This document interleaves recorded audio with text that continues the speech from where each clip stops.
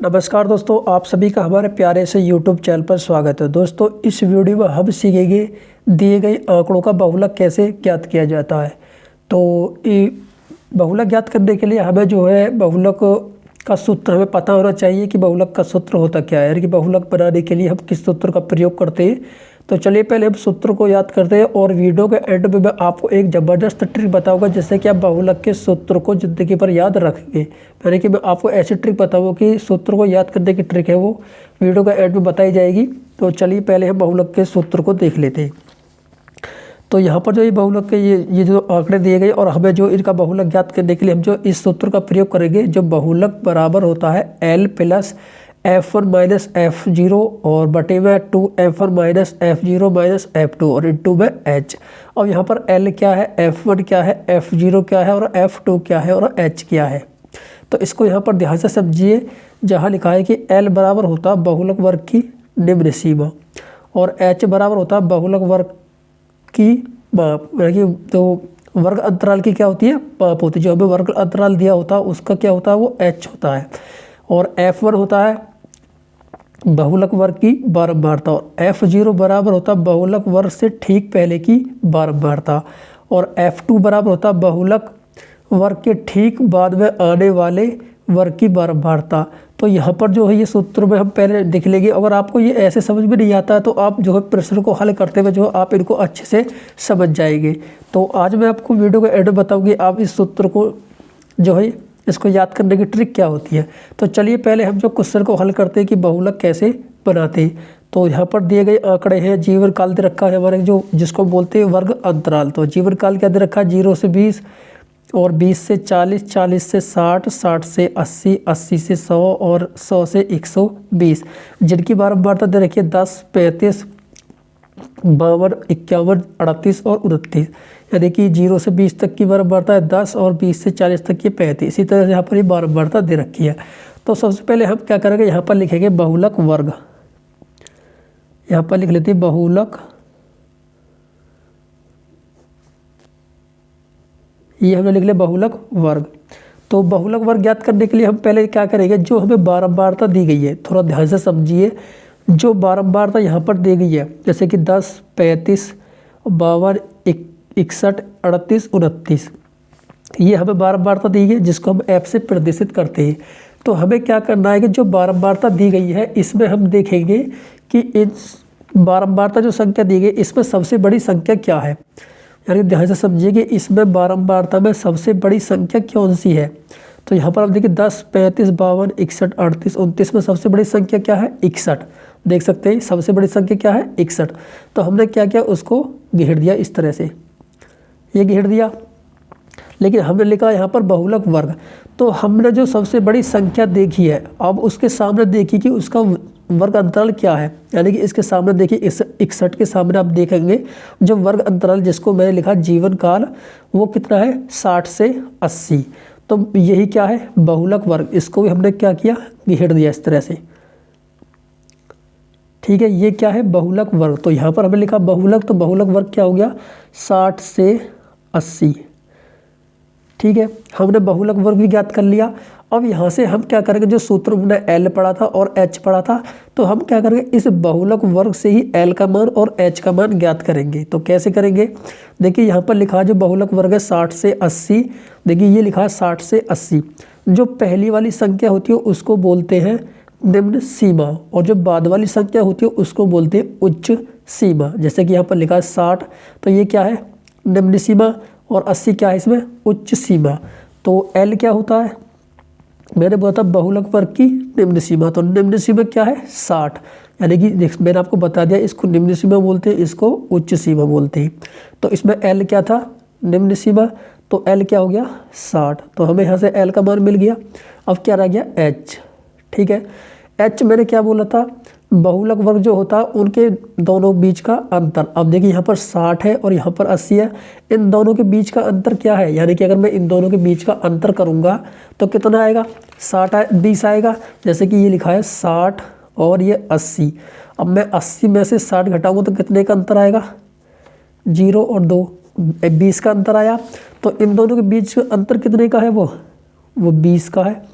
तो जो अंतर है वही क्या है 20, यानी वही क्या है h। तो अंतर तो 20 का आ गया, लेकिन वही क्या है h। अब यहाँ पर हमें F1, F0 और F2, तो हम क्या करते हैं उनको क्रम में लिख लेते हैं। तो पहले लिखेंगे F0, फिर F1, फिर F2, ये हमने लिख लिया क्रम में। आप सभी को पता है एक से पहले 0 से स्टार्ट करेंगे, 0 1 2, इसी तरह से आप इनको क्रम में लिखिए तो आपको जो याद करने में एकदम अच्छा यानी थोड़ा आसान हो जाएगा। तो देखिए पहले लिखा 0 फिर 1 फिर 2, इसी क्रम में ये आता है। देखिए 0 फिर 1 फिर 2। अब देखिए हम पहले क्या करेंगे, F1 का मान ज्ञात करेंगे। F1 का मान कैसे ज्ञात करेंगे, जो हमने बारंबारता में सबसे बड़ी संख्या क्या देखी थी 61, जिसको हमने गिन रखा पहले से ही। जो हमने बड़ी संख्या देखी थी वही क्या है F1 का मान है। तो F1 का मान कितना हो गया 61, ये हमने लिख दिया। जो हमने बारंबारता में सबसे बड़ी संख्या देखी थी, सबसे बड़ी संख्या किसको देखा था हमने 61 को देखा था, और उसको हमने घेर भी रखा है, देख सकते हैं गोली में बंद कर रखा है। तो वही क्या है F1 का मान है। तो हमने यहाँ पर F1 का मान कितना लिख दिया 61 लिख दिया। अब देखिए उससे पहले क्या है F0, तो F1 से पहले क्या लिखा मैंने F0, तो मैं जब इसको F1 मान लिया तो F1 से पहले क्या लिखा F0, तो F1 से पहले क्या है 52, यानी कि बारंबारता में जो हमने 61 संख्या मानी थी सबसे बड़ी, उससे पहले क्या आ रहा है 52 आ रहा है। तो वही क्या है F0 का मान। ठीक है, मैंने इनको इसी तरह क्रम में लिखा है जिससे कि आपको एकदम समझने में आसानी हो। तो F1 से पहले क्या है F0, तो F0 का मान क्या है 61 से पहले क्या आ रहा है 52 आ रहा है, तो 52 क्या है F0 का मान। उसी तरह से तो हमने लिख लिया F0 का मान 52। उसी तरह से F1 के बाद मैंने क्या लिखा है F2। अब मैंने F1 का मान तो 61 माना, और 61 के बाद क्या आ रहा है 38, तो वही क्या है F2 का मान। यानी कि इसी क्रम में मैंने इसको लिखा था, और इसी क्रम में हमने जो F0, F1 और F2 के मान ज्ञात कर लिए। ये मैंने एकदम आसान तरीके से समझाने के लिए लिखा है। ठीक है, तो देखिए F0 का मान हो गया 52, F1 का मान हो गया 61 और F2 का मान हो गया 38। 61 से पहले जो होगा वो F0 का मान होगा, और 61 से बाद जो होगा वो F2 का मान होगा। तो F2 का मान कितना हो गया 38, ये हमने लिख दिया। अब हमें जो है सभी के मान मिल चुके हैं, तो अब हम क्या करते हैं बहुलक के सूत्र को लिखते हैं। तो हम क्या करते हैं अब बहुलक के सूत्र को लिख लेते हैं। तो बहुलक बराबर क्या होता है,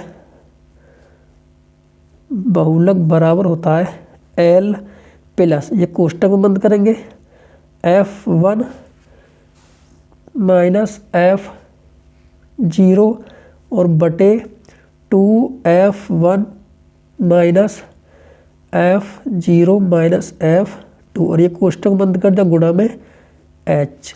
ठीक है, मैं आपको वीडियो के एंड में बताऊंगा कि इस सूत्र को कैसे याद किया जाएगा, इसकी ट्रिक भी मैं याद करने की बताऊंगा आपको। तो चलिए अब हम क्या करते हैं, इन सभी के वैल्यू को बारी बारी से बिठाते हैं, यानी कि L की वैल्यू, F1 की वैल्यू और F0 की और F2 की।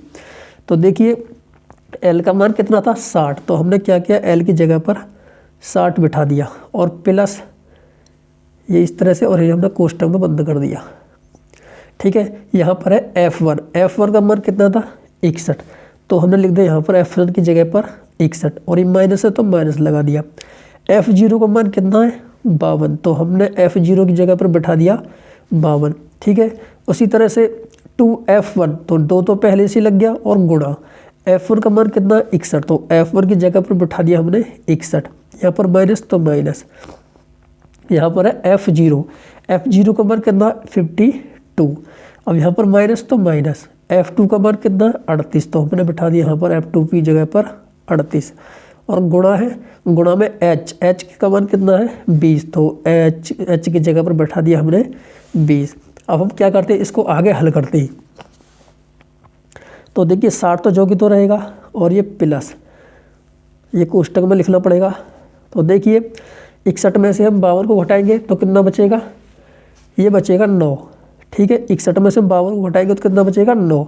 अब देखिए यहाँ पर लिखा है 2 गुणा 61, तो पहले हम 2 की गुणा करेंगे, जो अपने बोर्ड मास का नियम पड़ा होगा। तो पहले हम क्या करते हैं गुणा करते हैं, तो 2 एकम 2 और 2 छिक्का 12, तो 122 हो गया। और यहाँ पर ये माइनस का, अब देखिए दोनों संख्या माइनस की है। आप एक चीज़ ध्यान रखिए, जब 2 संख्या माइनस की होती है, जैसे कि मैंने लिखा यहाँ पर -5 और -6, जब 2 संख्या माइनस की होती है तो वो आपस में जुड़ती है। तो ये 6 और 5 11 है, लेकिन बड़ी संख्या से पहले जो चिन्ह है उस चिन्ह को लगाती है। बड़ी संख्या से पहले क्या माइनस, तो माइनस का चिन्ह लगा दिया, तो माइनस का 11 आएगा। इसी तरह से यहाँ पर -52 और -38 है, तो दोनों जुड़ेंगी, तो ये हो जाएगा 8 और 2 10 और 5 और 3 8, 8 और 1 9, 90 हो गया। और बड़ी संख्या से पहले चिन्ह क्या माइनस, तो हमने लगा दिया माइनस, और गुणा में कितना है 20।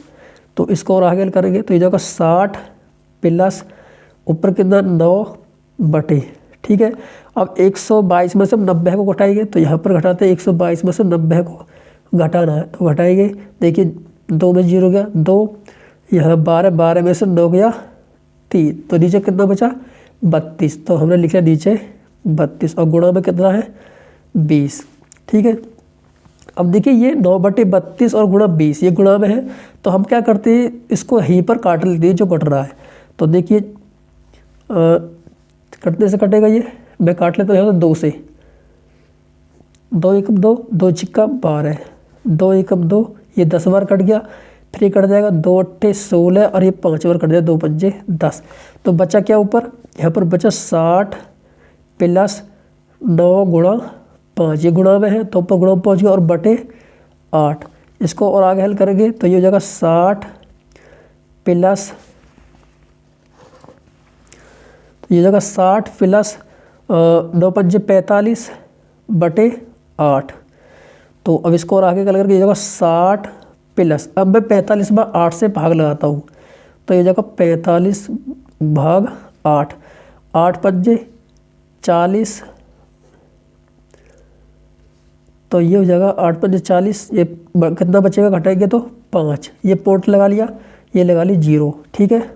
तो जगह 8 6 48, कितना बचा, यह बचा 2, फिर 0 बढ़ा ली, 8 2 16 और फिर बचेगा 4, 0 बढ़ा ली, 8 5 40, ठीक है। तो ये कितनी बार गया है 5.625 बार, तो यहाँ पर लिख लेंगे 5.625, ठीक है।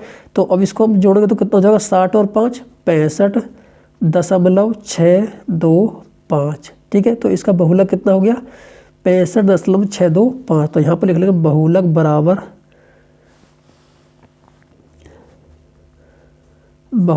कितना होगा 65.625। अब हम सीखेंगे सूत्र को कैसे याद किया जाए, ठीक है। यानी सूत्र को ट्रिक से याद रखने का तरीका अब सिखाएंगे आपको।